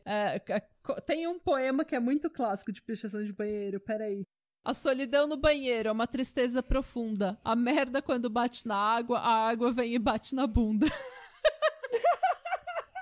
Meu Deus! Ai, nossa! A poesia! Embaixo disso, ligue pro Jerry se quiser diversão. Vocês viram quando saiu uma lista dos banheiros? Não! Saiu faz um tempo uma lista dos melhores banheiros de São Paulo pra você conseguir fazer sexo se você é gay. Chamaram de a lista do banheirão. E o melhor banheiro pra você fazer sexo se você for homossexual, se você quiser transar outro cara. Nossa! É o banheiro do McDonald's da Brigadeiro, aparentemente. Ai, nossa. Sério. Gente, eu nunca tive sexo no banheiro. Eu conheço gente que teve sexo no banheiro. Eu sempre falei para minhas amigas que quando tive sexo no banheiro com tal e tal. Porra, que desespero é esse? Que a pessoa não pode nem chegar em casa pra esperar pra chegar. Não, pelo amor de Deus. Tá aí uma coisa que também nunca aconteceu comigo. Mas é bom você saber, pelo menos quando me mandaram, eu li, porque às vezes vai que você vai no banheiro sem saber, né? Pensa tipo, gente, eu só queria fazer xixi, aí vai sabe? assediada. Peraí, se você tem essa lista, eu tô no @neta_do_salazar no Instagram, manda pra mim. Agora os nossos ouvintes vão escrever isso em tudo quanto é banheiro no Brasil. Tô interessada. Ouvintes, vocês viram essa lista, ouvintes? Nos contem. Qual a sua experiência? Pra nós. Saiu em alguma revista. Conta pra gente, conte a sua creepypasta Qual a sua pra experiência gente. com os banheirões de São Paulo? Mande os seus melhores poemas de banheiro. Bom, no terceiro dia, depois que os corpos dos meninos foram tirados da lama, então, daquela água lamacenta, antes da autópsia chegar, o detetive do caso, o detetive responsável pelo caso, chamado Gary Gitchell, ele recebeu um relatório com informação de que o departamento dele tinha questionado uma pessoa que tinha visto 2 homens negros e um branco saindo do Robin Hood Hills, saindo daquele bosque onde os meninos foram encontrados. Então, de novo, sem autópsia, sem motivo, sem suspeito, o Gary Gitchell vai e escreve no final do relatório. Foi mencionado por alguém... Não, peraí. Foi mencionado que durante rituais de seitas, alguns membros pintam os rostos de preto. Mencionado por quem? Mas aonde? Da onde? Não, eles pintam de branco pra ficar parecendo um cadáver, não de preto. Pois é. Que nem o Death fez no... Mônica, isso não existe, Mônica. Ninguém existe. Não, mas isso não existe, sabe? Isso daí, da onde eles tiraram isso? Do cu. Eu acho que isso daí foi contaminação. Eu acho que isso daí foi contaminação do Jerry Driver, que já tinha falado pra todo mundo que isso parecia ritual satânico. Eu pensei no Gugu taxista, sabe o Gugu quando ele pinta? Quando o Gugu pinta a cara de... O Gugu fazia blackface. Hoje não ia voar não, viu? Pensei no Gugu satanista. Gente, lembra quando... Vocês lembram uma coisa muito... Fazendo um sidebar total. Quando o Gugu morreu, o Gugu ele se desequilibrou e caiu, bateu a cabeça, né? Foi assim que ele morreu. Sim. E daí fizeram um monte de meme dele com aquele brinquedo que ele tinha lançado, o Gugu Equilibrista. Ai, nossa. Meu Deus. Gente, foi muito dark. O pessoal do Brasil não Tadinho perdoou. do Foi Gugu. muito dark. Tipo, dias depois que ele tinha morrido, o pessoal mostrando foto daquele brinquedo Gugu Equilibrista. Você me mandou um. Gente, os BR estão sem limite. Mas enfim, Mônica do Futuro, corta isso. Respeitar o Gugu. Corta o Não Gugu. vamos lembrar do Gugu com blackface. Não vamos lembrar do Gugu. Desculpa que eu lembrei. Vamos. E aí eu comecei a rir. Aí vocês estavam discutindo. Eu pensei, deixa eu explicar. Senão elas não vão entender. Elas acham que eu tô rindo da desgraça dos outros, né? Gente, mas vamos lá então. Vamos lá. Tá bom, foco, desculpa. Sem Gugu Blackface, essa conversa. Então, nisso, o Steve Jones, que era o agente da condicional do Jason, e um policial chamado James Sudbury foram falar com o Damien. Da onde? Por quê? Porque o Jerry Driver já tinha falado pra todo mundo que ele era satanista. Inclusive o Steve Jones, que trabalhava com ele. Então, e no terceiro dia, os policiais Shane Griffin e Bill Durham foram falar com o Jason, que também estava morando em Marion, ali perto do Damien. Quando eles chegaram lá, o Damien e a namorada dele na época, Domini, também estavam lá com o Jason. Os 3 saíram pro quintal pra falar com os policiais e eles disseram que na noite do dia 5 de maio eles estavam na casa, eles tinham ido pra casa do tio do Jason cortar a grama e depois a mãe deles ou o pai deles do Damien tinha pego eles numa lavanderia ali perto. Sabe aquelas lavanderias que o pessoal vai pra lavanderia pública, que o pessoal vai lavar roupa? Tinha uma ali perto. a mãe ou o pai dele foi lá pegar ele e levou o Jason na casa dele e a Domini na casa dela, e o Damien foi pra casa. E depois disso, o Jason viu o Damien mais tarde e eles começaram a conversar com outras meninas no telefone. Nada demais. Só que eles então começaram a questionar os meninos, e isso é muito importante. Você tem 3 adolescentes sendo questionados por um policial e uma pessoa que não é policial, é só o agente de uma condicional, passando por policial. Os meninos não foram falar, ninguém contou pra eles que os meninos eram suspeitos, porque nessa hora o Jason também já era suspeito, porque como eu falei, se o Damien tá fazendo alguma coisa, o Jason tá junto, tá fazendo a mesma coisa. Se o Jason faz uma coisa, pode ir lá falar com o Damien que ele sabe. Eles eram uma unidade. Então, e os rumores de um passava pro outro. Eles não falaram pros meninos que os meninos eram suspeitos. Eles não leram os Miranda Rights dos meninos, que é quando o policial chega e fala: você tem o direito de se manter em silêncio, tudo que você pode vai ser usado contra você, pode ser usado contra você no julgamento. Eles nunca leram isso pros meninos. E eles começaram, e a entrevista não foi gravada. Então eles falaram com os meninos e a palavra deles, o que eles falaram foi a palavra deles contra a dos meninos. Na entrevista, o Damien falou que ele falou assim, foi super honesto, ele falou: eu tive uns problemas, tive num hospital psiquiátrico, eu tomo antidepressivo, eu fui diagnosticado com bipolaridade. E daí o policial começa a perguntar: você sabe como que os meninos morreram? E o Damien fala: pelo que eu ouvi falar na cidade, assim, de rumores, eles foram mutilados ou afogados. E ele achou: como é que você sabe disso? Como é que você sabe? Porque todo mundo tá falando disso. Não só todo mundo tava falando disso, como o Steve Jones também já tinha falado pra ele que os meninos tinham sido mutilados. Porque lembra que o Damien ia se apresentar no escritório do Jerry Driver toda semana. Então ele conhecia o Steve Jones. Sim.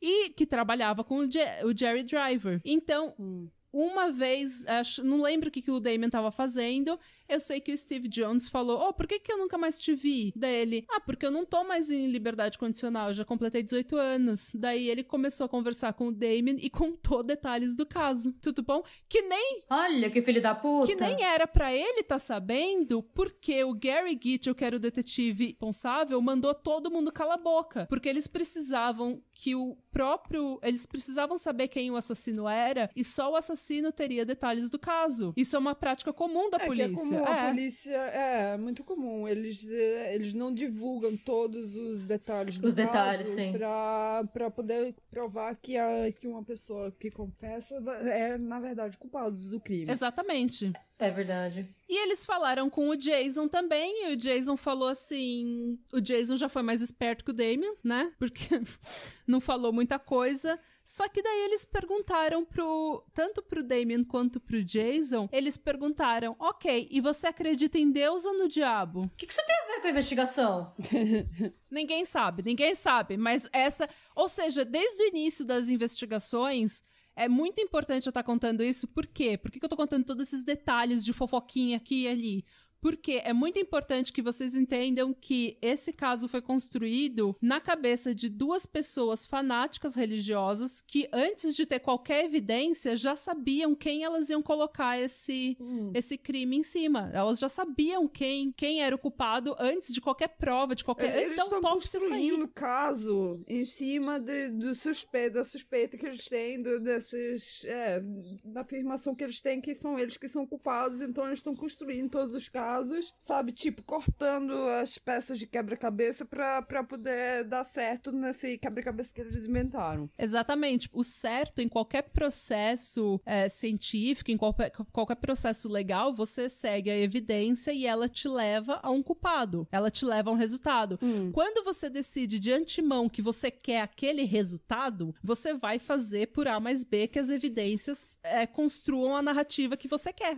E foi isso que foi feito. Por isso que eu tô falando todas essas fofoquinhas, ele disse, ela disse, esse nome, porque é importante que isso fique bem claro, que desde o início, antes da autópsia sair, eles já tinham o culpado e eles já estavam alimentando esses meninos adolescentes, informação que não tinha sido liberada pra ninguém ainda, porque esse policial, que não era policial, era um agente da condicional, tinha alimentado já essa informação. É bizarro, esse caso é bizarro. Mas enfim, vamos lá.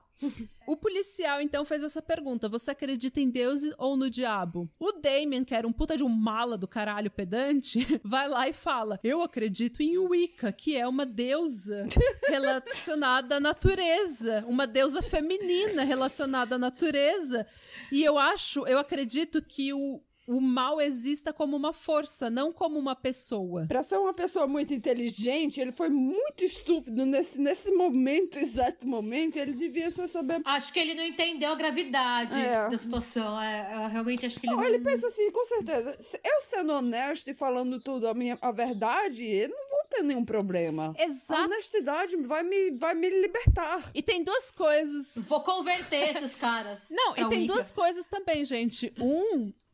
Ele já tinha construído essa persona ao redor dele por tanto tempo que ele, E ele já tinha sido assediado, assim, perseguido por esses policiais da condicional por tanto tempo, e ele já tinha se fudido tanto que ele falou, isso daí é só mais uma historinha que eles vão contar, daqui 2 dias eles acham o cara que fez isso com os moleques e vão parar de me encher o saco, entendeu? E ele fala no documentário, eu tinha 18 anos e eu não tinha ideia do que eu tava fazendo, eu não tinha entendido a gravidade do problema. Não. E no julgamento você vê ele e o Jason dando risada, eles não acreditam que eles vão ser condenados de jeito nenhum, que não tem prova nenhuma. Veja bem. Mas então, e daí o Jason foi mais esperto. Quando o cara perguntou se ele acreditava em Deus e no diabo, ou no diabo, né, quem ele servia, e daí o Jason falou, olha... eu acredito em Deus e eu acho que essa pessoa que fez isso daí merece ser condenada à morte. Mas eu não sou uma pessoa muito evangélica, assim, muito cristã, mas eu acredito em Deus, como qualquer pessoa normal. Eu sei que daí a mãe do Jason, que eu falei que era super legal, super presente, fazia de tudo por ele, chegou, viu os policiais falando com os moleques sem autorização, sem supervisão. O Jason era menor de idade. Ela tocou o puteiro, expulsou os policiais da casa dela e falou, parem de assediar, de perseguir meus filhos, entendeu? Para com isso, sai todo mundo da minha casa. O Damien foi chamado pra dar depoimento no dia seguinte, porque esse puta desse mala começou a abrir a boca e falar que ele, eu adoro a deusa, a natureza feminina, não sei o quê. O sagrado feminino. Entendeu? E daí... Ai, meu Deus, essa porra desse hippie.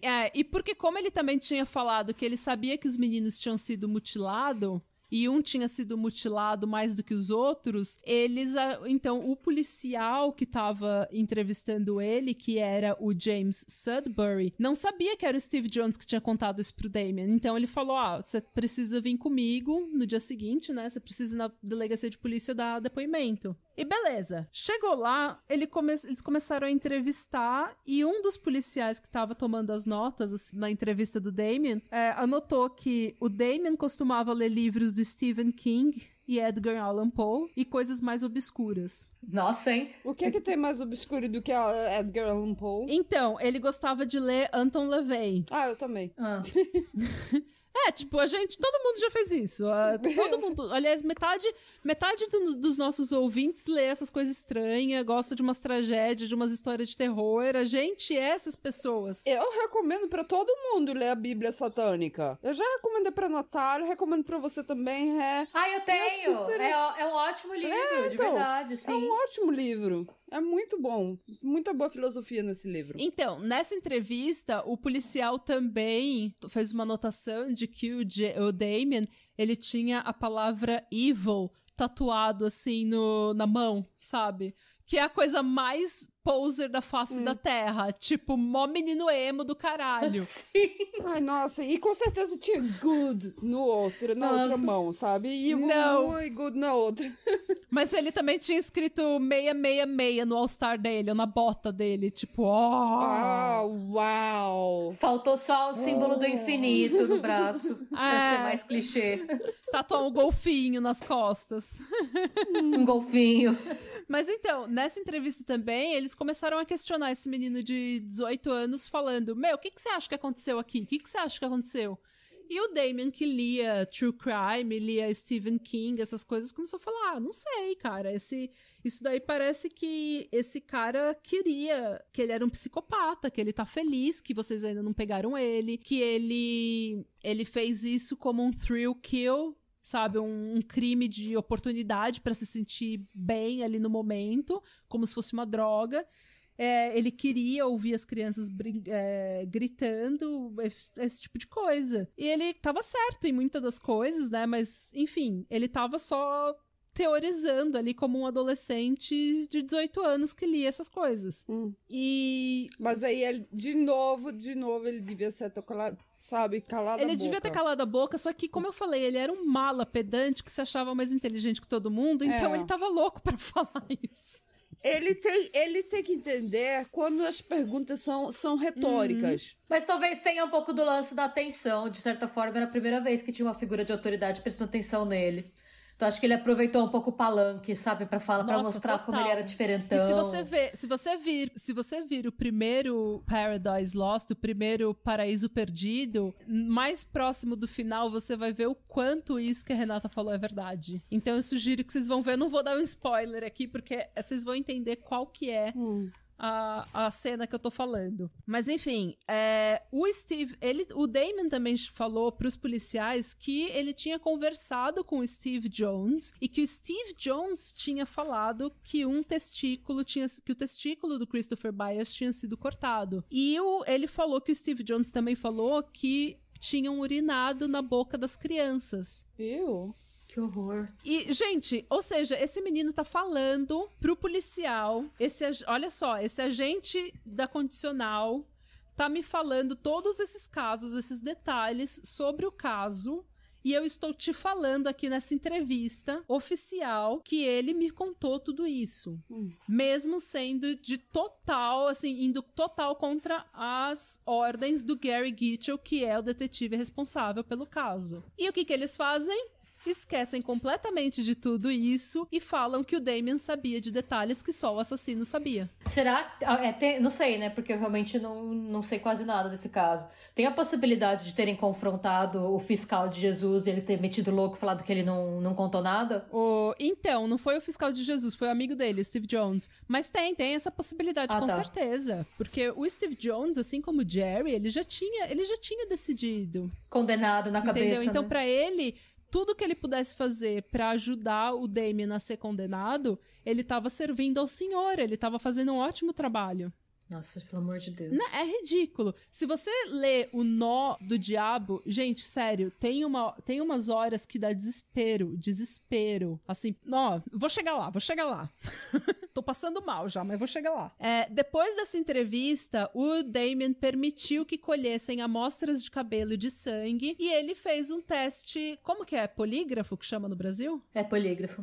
O polígrafo, que é o teste de mentira para saber se você tá mentindo. Esse teste, ele não é admitido, ele não é permitido em julgamento, porque ele não é exato. Existem muitas formas de burlar esse teste. Porque tudo que esse teste confirma é que você tá, entre aspas, exaltado ou emocional durante as perguntas. Porém, o policial Bill Durham, que foi quem conduziu o teste, que era o especialista em polígrafo, ele levou o Damien pra sala pra fazer o teste do polígrafo, então. E esse expert fez tanta cagada, gente, ele esqueceu de gravar o teste do Damien.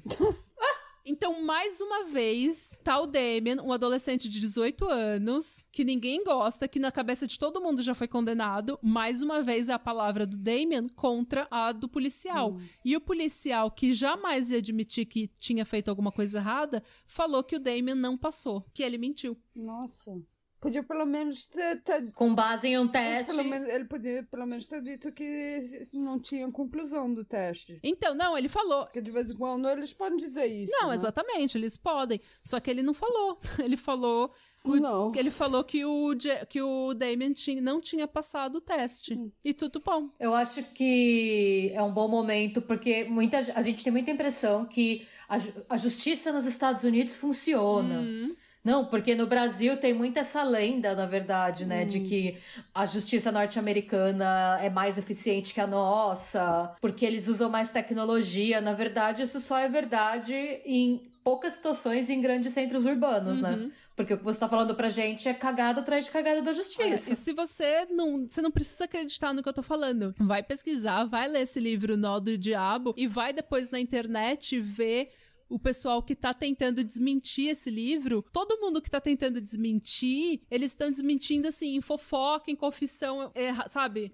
E quando você estuda... Gente, quando a gente vê tanto true crime que nem a gente vê todas as cagadas que a lei em qualquer país pode fazer. A lei não é uma... É por isso que eu sou 99% das vezes, eu sou completamente contra a pena de morte, porque não existe possibilidade de humanos não falharem. O sistema de justiça é falho. Só que o Damian, ele não só... Tem uma questão nesse caso também, que é essas pessoas estão falando com a polícia sem desconfiar de nada. Elas estão falando com a polícia porque, igual o Jason fala isso, se você não tem nada a temer, você vai falar com a polícia.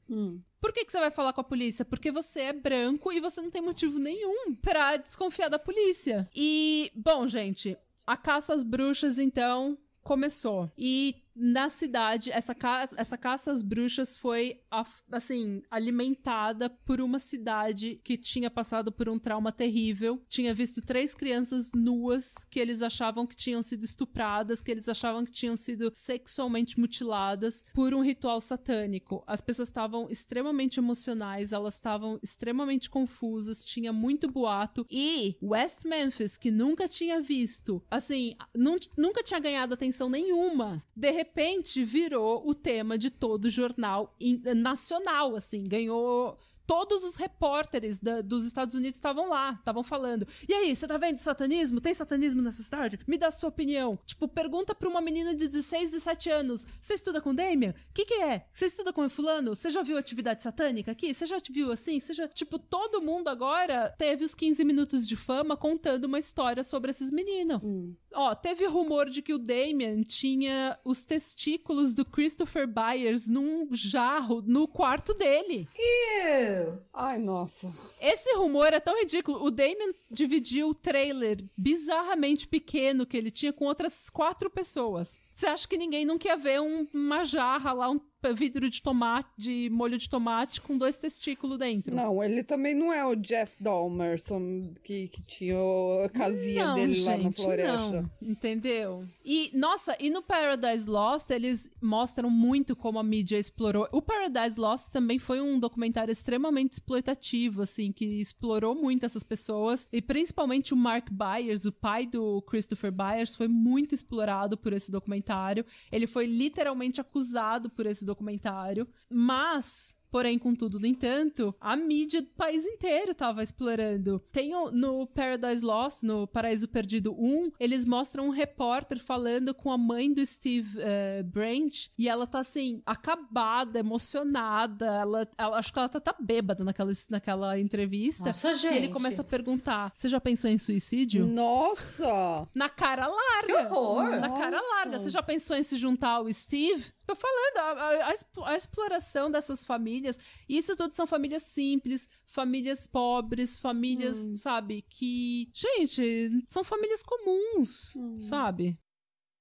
E essa caça às bruxas, como eu falei, então, iria terminar com a prisão de 3 adolescentes inocentes. Damian Eccles e Jason Baldwin já estavam sendo cogitados, então, como suspeitos. Na cabeça de alguns, já eram praticamente condenados. Mas eles só conseguiram, de fato, ligar os dois a esse caso, aos assassinatos, quando eles conseguiram a confissão de um outro adolescente que mal conhecia os dois, um adolescente de 17 anos, com QI de 72, legalmente retardado, chamado Jesse Misskelley. E é aí que a gente vai pegar no próximo episódio.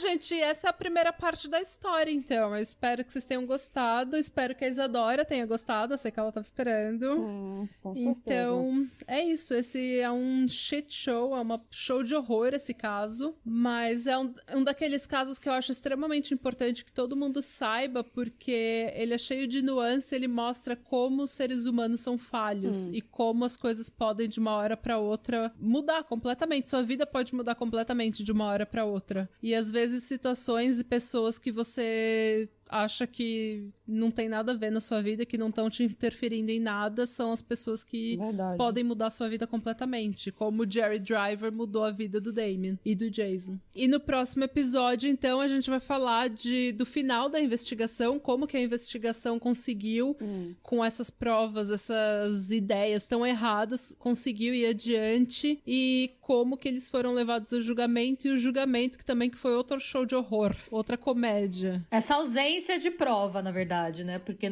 não ouvi nenhuma prova, nem circunstancial, eu acho. Não existe. As provas todas foram fabricadas. E, como eu falei, tem muita página na internet que você pode ir e verificar o outro lado da história, de que eles são realmente culpados. Porque tem muita gente que ainda acha que eles são culpados.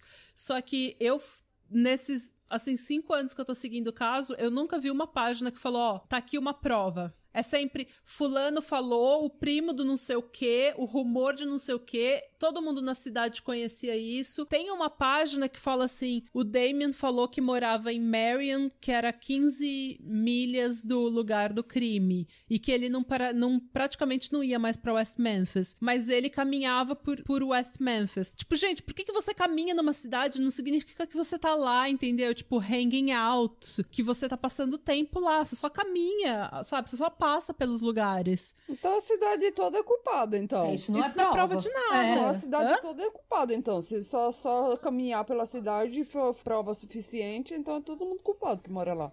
Então, entendeu?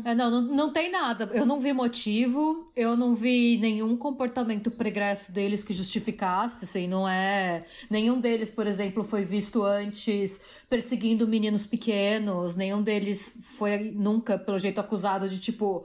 bater em meninos pequenos ou ter qualquer postura sexual imprópria com meninos pequenos, não tem, então, assim, não tem histórico, não tem motivo. Não tem nada. Eu queria que alguém deles dissesse, olha, esse Jerry, ele tá muito suspeito, que ele tá tentando botar, sabe, nos a culpa nos outros. Sabe? Tá perseguindo. Quem cheirou, perdeu. Foi isso, é isso que eles falam, né? Tipo ninguém sabe do que você tá falando. Não, mas ele tava... Não, eu entendi. Por que ele tá tão obcecado em passar a culpa pros meninos? Qual que é o motivo dele, a agenda dele? Olha pra lá, não olha pra aqui. Isso, entendi. Não, e olha só, esse Jerry Driver, ele era tão obcecado com lutar contra o satanismo na cidade, gente, que ele tinha uma lista de nomes de adolescentes que ele achava que estavam envolvidos em atividades satânicas. E ele carregava essa lista pra cima e pra baixo. Era tipo o Burning Book da Regina George, sabe? O Meninas Malvadas. A lista dos meninos satanistas de West Memphis. Total. E ele tirava cópia toda semana pra dar em panfletos pra cidade todinha. Aqui, a lista tá revidada. Aqui a lista nova. Laminava, né, a lista. Não, é assim, terrível. Imagina se ele tivesse internet. Nossa senhora. Mas enfim, gente, ó, se você gostou desse episódio, segue a gente no Instagram, segue a gente no Facebook, segue a gente no Twitter. A gente tá preparando bastante coisa legal. Dona Renata Schmidt está trabalhando dia e noite. Sim, loucamente. Loucamente, para que a gente faça nosso canal no YouTube, para que a gente venha com coisas interessantes e novas. A Mônica está trabalhando dia e noite para editar... Não, eu não. A Mônica do futuro. A Mônica do futuro está trabalhando dia e noite para editar esses episódios para vocês. E eu tô coçando a bunda, porque eu já fiz muito nessa vida. Não, eu tô trabalhando. Eu prometo que eu tô trabalhando também, tô trabalhando numa coisa boa, que a Renata sabe. Sim, mas é segredo ainda. É segredo ainda, mas vai chegar, vai chegar. Sua hora vai chegar. E se você quiser me seguir no Instagram ou no Twitter, eu tô no @neta_do_salazar, Salazar com S e Z. E é isso aí. Eu vi esses dias no Twitter, porque agora eu tô usando o Twitter mais por causa do pod. Eu abri o Twitter pela primeira vez em 2 anos. Por causa do podcast. E agora eu vi que eu tenho 15 seguidores no Twitter. E eu acho que eu tuitei uma vez. Eu vou ser honesta. Na quarta-feira, sabe? Foi quando teve quando aconteceu o que aconteceu lá nos Estados Unidos, no Congresso, que todo mundo entrou por lá. Eu comecei o dia, primeiro lendo as notícias nos jornais noruegueses, aí mudei para os jornais americanos e no final eu tava lendo tudo no Twitter. Porque chegava e saía tudo no Twitter primeiro e os jornais referindo o que eles tinham achado de informação no Twitter. Não, total. Eu também tava ligadaça no Twitter. Agora eu tô meio hooked, assim. Eu tô meio viciada em Twitter e eu quero começar a twittar também. Quero usar mais o Twitter, porque eu quero... A minha intenção é nunca mais usar o Facebook na minha conta pessoal, só no do pod. Nossa, por quê? Ai, porque o Facebook... Porque é uma porcaria. Porque o Facebook me magoou. O Facebook destruiu a minha alma. Mas então, me segue lá no Twitter agora, que eu acho que eu vou começar a usar. Neta do Salazar. E vocês, gente? Onde vocês estão? Eu sou, como sempre, monodilema em todas as mídias sociais. Eu sou Ximidity, XIMIDITI, em tudo também. Ximidity. Eu mesma, com X. E é isso aí, então. Até semana que vem para mais injustiças e... Hadebra. Hadebra. Sloan.